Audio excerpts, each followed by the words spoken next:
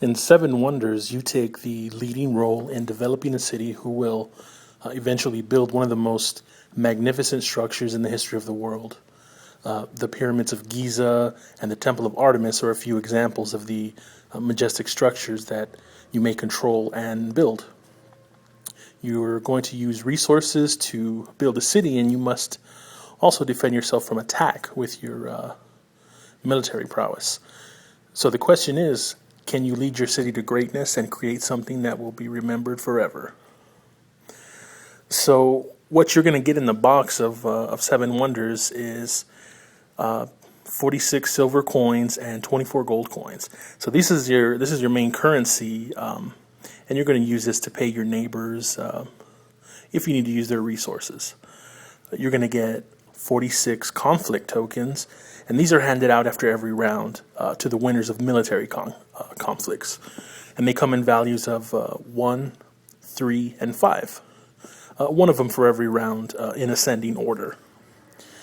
You're going to get 7 wonder boards, and these are double-sided boards that represent the wonders that you can build.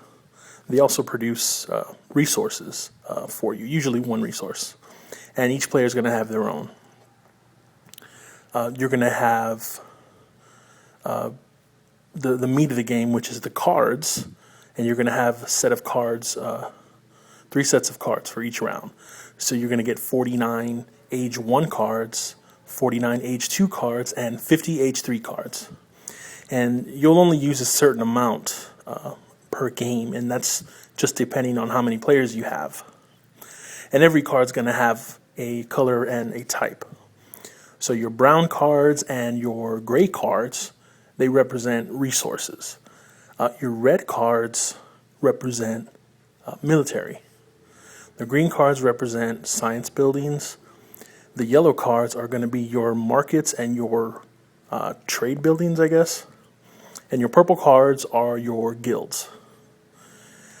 So Seven Wonders is a card draft, and you start out by passing 7 cards to each of the players from the age 1 stack of cards.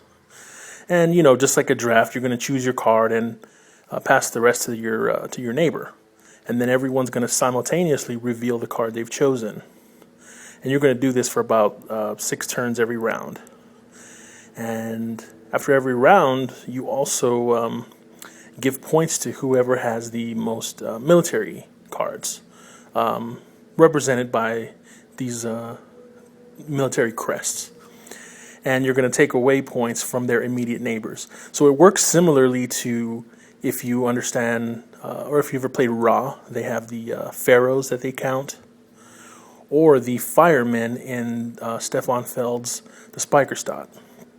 So you're going to do this for 3 rounds, then you're going to count up victory points, and that's pretty much Seven Wonders. So Seven Wonders is basically card drafting and set collection. That's pretty much the meat of the game. And the victory points are just calculated by the different kinds of buildings you have, different variations of cards, and it's probably the most complicated part of playing Seven Wonders, so much so that you have to have this little sheet of paper to remember what to score. So I've simplified the explanation of the rules and the victory point counting because it's not really that hard to grasp, and it's been covered to death in other videos. But I will say that Seven Wonders gives you a great little civilization building game in a quick and easily digested format. There are no complex rules to memorize or agonizing decisions to make. It's basically pick up a hand, see what you can afford that works best for you, and pass. It's a simple game, but it works, and it has a nice and concise rule set. The components are absolutely top-notch artistically. So the cards are big and easy to read, and the Seven Wonder boards themselves use some fantastic-looking art, and the tokens are nice and sturdy. So I have the second printing, and the included insert holds everything perfectly, even after I sleeve the cards. The rulebook is easy to follow, and it has everything you need, listed in bright colors with plenty of examples. There's even an included reference guide for all the symbols on the cards, which is cool. So it's really fun to see your city grow and produce things that help you gain even more resources. And so far, everyone I've introduced to the game immediately wants to play a few more games. And that's pretty much what Seven Wonders is to me. It's a neat little game that you can play with almost anyone. So I guess if you can sum it up, I would say Seven Wonders gives you the feeling of a big fancy Euro without all the meticulous setup and rule memorization.